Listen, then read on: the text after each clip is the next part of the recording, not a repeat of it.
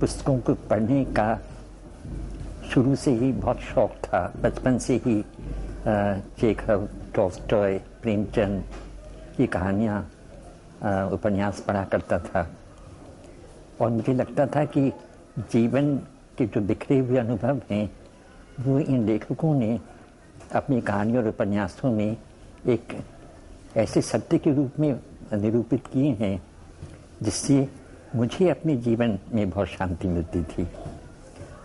कब धीरे धीरे बड़ा होता हुआ मैं लिखने की तरफ मुड़ गया, ये मेरे दिमाग में बिल्कुल स्पष्ट नहीं है। मानवीय संबंधों की कोमलता और उनमें आए बिखराव को भाषा की संगीतात्मकता के जरिए पकड़ने वाले साहित्यकार निर्मल वर्मा। ज्ञानपीठ और साहित्य अकादमी जैसे प्रतिष्ठित पुरस्कारों से सम्मानित निर्मल वर्मा का जन्म 3 अप्रैल 1929 को शिमला के लोअर जाको इलाके के हरवट बीना में हुआ था। इनके बचपन और जवानी का बहुत बड़ा वक्त दिल्ली के करोलबाग इलाके में स्थित इनके पुश्तैनी मकान में गुजरा। सेंट स्टीफेंस कॉलेज में अध्ययन के दौरान ही निर्मल वर्मा में साहित्य लेखन के प्रति रुचि जगी। निर्मल वर्मा ने अपने साहित्य रचना का संसार अपने घर की छोटी बरसाती में बैठकर रचा। यही वो जगह थी जहां निर्मल अपने दोस्तों के साथ अड्डेबाजी का भी आनंद लेते थे।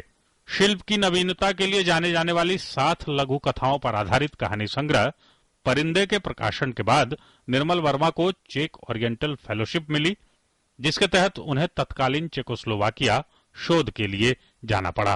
प्राग में रहते हुए उन्होंने आधुनिक चेक साहित्य का हिंदी में अनुवाद करने की महती जिम्मेदारी निभाई। निर्मल वर्मा के लेखन पर यूरोप प्रवास का असर, उससे उपजी विचारों का प्रभाव साफ दिखता है। जो आपाधापी है उसको थोड़ा नजदीकी से देखा यूरोप में, और उस हिंसा से कि बहुत बड़े दौर से यूरोप गुजर चुका था, तो उसका ध्वंस भी देखा, उसकी बर्बादी भी देखी। तो मुझे लगता है कि हिंसा उनके कथा जगत में एक अभिप्राय के रूप में शामिल हुई। निर्मल वर्मा को भारतीय संस्कृति और विरासत से काफी लगाव था। यही वजह है कि उनकी रहन सहन और सृजनशीलता में भारतीयता और स्वदेशी की झलक मिलती है।